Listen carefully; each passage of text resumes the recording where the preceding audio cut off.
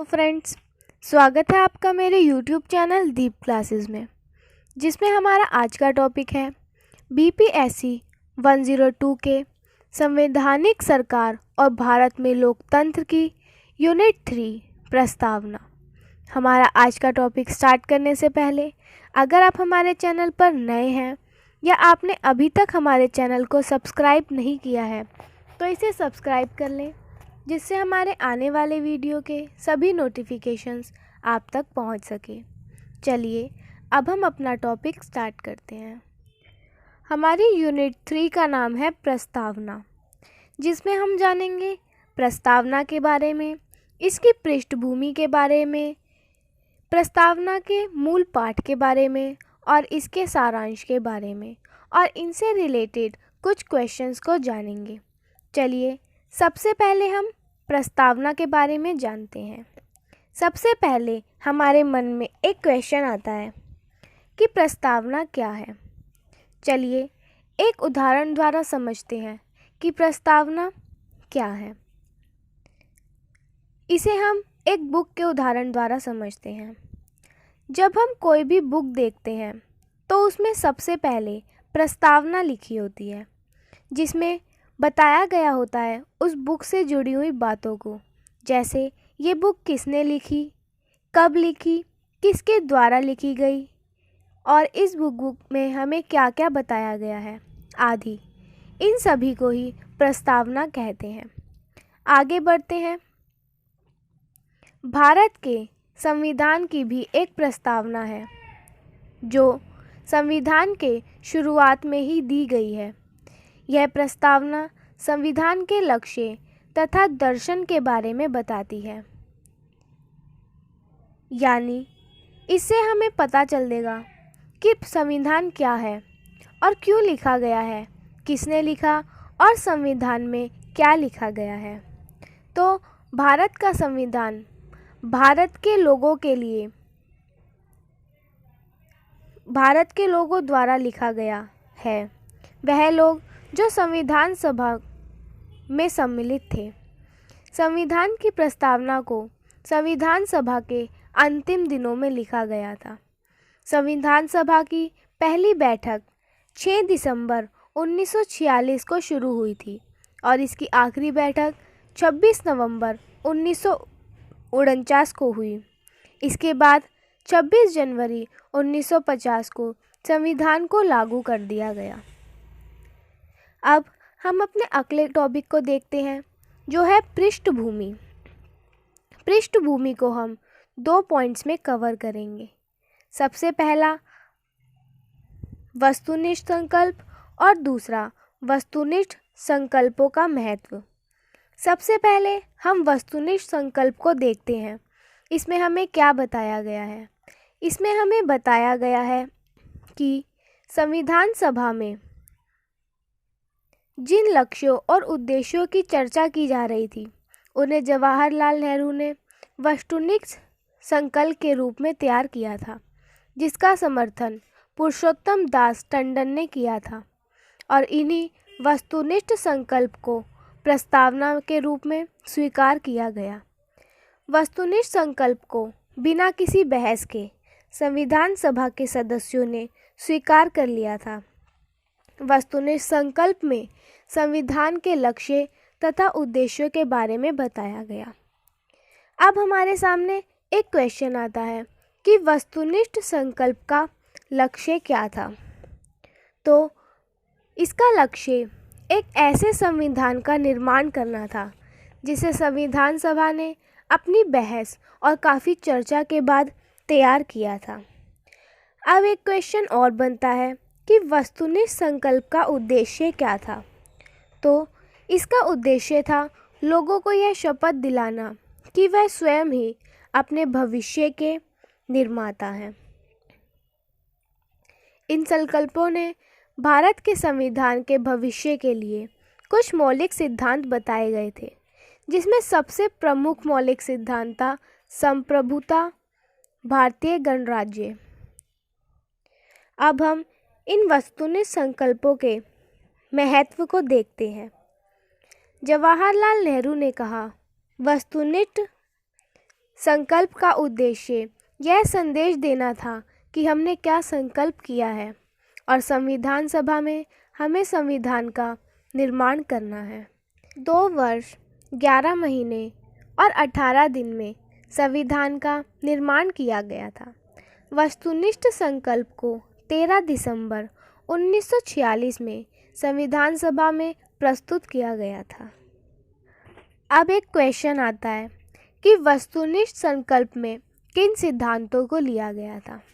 चलिए हम जानते हैं। इसमें पहला है, संविधान सभा इस बात का संकल्प लेती है कि भारत एक स्वतंत्र संप्रभु गणराज्य होगा तथा इसके शासन के लिए एक संविधान होगा। दूसरा है, जिसमें जो क्षेत्र अब ब्रिटिश भारत का है वो भारत के राज्यों का होगा तथा वह भाग जो ब्रिटिश भारत से अलग हैं वह भी इसके भाग होंगे और यह स्वतंत्र संप्रभु भारत गणराज्य होगा तथा यह सभी का संघ होगा। तीसरा, जिसमें जो भी क्षेत्र हैं उनका निर्धारण संविधान सभा करेगी तथा बाद में उसका निर्धारण संविधान के कानून के अनुरूप होगा। ये सभी स्वायत्त इकाइयाँ होंगी और इन्हें अवशिष्ट शक्तियाँ भी प्राप्त होंगी तथा प्रशासन के सभी कार्यों को करेंगी तथा जो कार्य संघ के अधीन आते हैं उनको छोड़कर सभी कार्य करेंगी। चौथा है, सभी शक्तियाँ चाहे वह संप्रभु भारत गणराज्य हो या सरकार का कोई भी अंग हो, सभी शक्तियाँ भारत के लोगों से प्राप्त होगी। जनता सभी शक्तियों के मालिक होंगे। पांचवा सिद्धांत था, सभी नागरिकों को सामाजिक, आर्थिक और राजनीतिक न्याय की गारंटी होगी। पद की समानता होगी, सभी को समान अवसर प्रदान किए जाएंगे तथा कानून समक्ष सभी समान होंगे। सभी को सोचने, बोलने, विश्वास करने, पूजा करने और संगठन बनाने की आज़ादी होगी, लेकिन यह कानून एवं नैतिकता के तहत। छठा है, अल्पसंख्यकों को उचित सुरक्षा प्रदान की जाएगी तथा पिछड़े आदिवासी इलाकों एवं वंचित वर्गों की भी सुरक्षा की जाएगी। सातवां है, भारत गणराज्य की एकता एवं अखंडता कायम की जाएगी तथा इसकी ज़मीन, समुद्र, हवा की रक्षा की जाएगी जो कानून सम्मत होगी एवं सभ्य राष्ट्रों की तरह होगी। आठवां वस्तुनिष्ठ संकल्प सिद्धांत है, यह प्राचीन धरती विश्व में अपना उचित एवं सम्मानीय स्थान रखती है तथा यह विश्व में शांति एवं मनुष्य के कल्याण में अपना योगदान देने को उत्सुक है। अभी हमने जाना वस्तुनिष्ठ संकल्प में दिए गए सिद्धांतों के बारे में। अब आगे बढ़ते हैं। आगे इसमें बताया गया है कि जवाहरलाल नेहरू ने वस्तुनिष्ठ संकल्प में लोकतांत्रिक की जगह गणराज्य शब्द का इस्तेमाल किया है क्योंकि ये लोकतंत्र का ही दूसरा रूप है। नेहरू ने भी ये महसूस किया कि इन आधारों पर तत्वों में कोई भी समाजवादी राज्य के बाद नहीं कही गई है, इसके ऊपर विरोध भी हो सकता है। अब हम आगे बढ़ते हैं और देखते हैं अपने अगले टॉपिक को, जो है प्रस्तावना का मूल पाठ। इसमें भारत के संविधान की प्रस्तावना का मूल पाठ दिया गया है। चलिए हम इसके मूल पाठ को पढ़ते हैं। हम भारत के लोग भारत को संपूर्ण प्रभुत्व संपन्न समाजवादी पथ निरपेक्ष लोकतंत्रात्मक गणराज्य बनाने के लिए तथा उसके समस्त नागरिकों को सामाजिक, आर्थिक और राजनीतिक न्याय, विचार अभिव्यक्ति, विश्वास, धर्म और उपासना की स्वतंत्रता, प्रतिष्ठा और अवसर की समता प्राप्त कराने के लिए तथा उन सब में व्यक्ति की गरिमा और राष्ट्र की एकता और अखंडता सुनिश्चित करने वाली बंधुता बढ़ाने के लिए दृढ़ संकल्प होकर अपनी इस संविधान सभा में आज तारीख 26 नवंबर 1949 को अतः द्वारा इस संविधान को अंगीकृत, अधिनियमित और आत्मार्पित करते हैं। आगे चलते हैं। आगे इसमें बताया गया है कि इस प्रस्तावना की बहस में मौलाना हसरत Maulani, KM. Munshi, HB. Thomas, पूर्णिमा बनज, रोहिणी कुमार चौधरी और प्रोफेसर सिब्बन लाल ने भाग लिया था। संविधान की मूल प्रस्तावना में समाजवाद, धर्मनिरपेक्षता और अखंडता शब्द को शामिल नहीं किया गया था। इसका कारण यह था कि संविधान के अंदर ऐसे कई प्रावधान थे जो संविधान को धर्मनिरपेक्ष दस्तावेज की संज्ञा देते हैं और साथ ही इससे समाजवाद को भी प्राप्त किया जा सकता है। लेकिन आगे चलकर 1976 में संविधान के 42वें संशोधन के बाद इन्हें भी प्रस्तावना में शामिल कर लिया गया था। अब आगे बढ़ते हैं और इस यूनिट के सारांश को देखते हैं। इस यूनिट का सारांश यह है कि भारतीय संविधान की प्रस्तावना संविधान के लक्ष्य की झलक देती है। संविधान की प्रस्तावना भारतीय लोगों को संप्रभु, समाजवादी, धर्मनिरपेक्ष और लोकतांत्रिक गणराज्य स्थापित करने का संकल्प प्रदान करती है। प्रस्तावना में बताया गया है कि गणराज्य में लोगों को सामाजिक, आर्थिक और राजनीतिक न्याय मिलेगा, विचार, अभिव्यक्ति और पूजा की स्वतंत्रता मिलेगी, अवसर और प्रतिष्ठा की समानता प्राप्त होगी। संविधान निर्माण का कार्य पूरा होने के बाद प्रस्तावना को लिया गया था। संविधान के मूल प्रस्तावना में धर्मनिरपेक्षता, समाजवाद और अखंडता जैसे शब्द का कहीं भी जिक्र नहीं किया गया था, लेकिन संविधान के 42वें संशोधन के बाद इन्हें शामिल कर लिया गया था। अब आगे बढ़ते हैं। अब तक हमने जो यूनिट पढ़ी उससे हमारे सामने कुछ क्वेश्चन आते हैं। चलिए अब हम उन क्वेश्चंस और उनके आंसर को देखते हैं। सबसे पहला क्वेश्चन आता है, आधार तत्व वस्तुनिष्ठ क्या थे?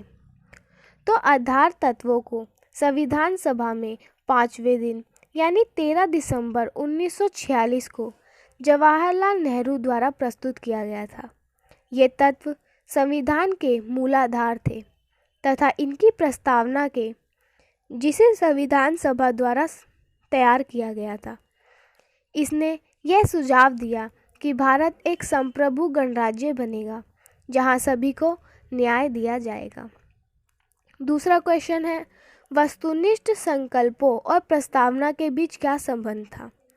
तो आधार तत्वों को संविधान सभा के शुरू में ही चर्चा के लिए प्रस्तुत किए गए थे तथा संविधान की प्रस्तावना बाद में लिखी गई थी जब संविधान का कार्य पूरा हो चुका था।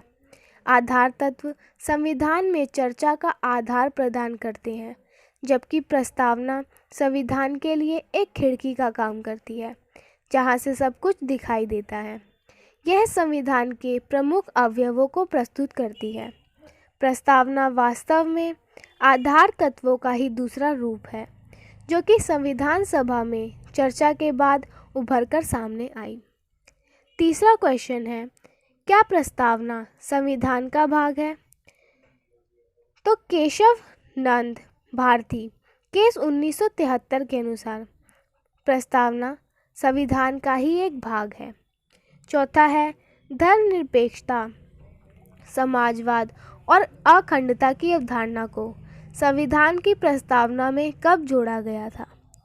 तो इसे संविधान की अवधारणा में 42वें संशोधन के पश्चात शामिल किया गया था।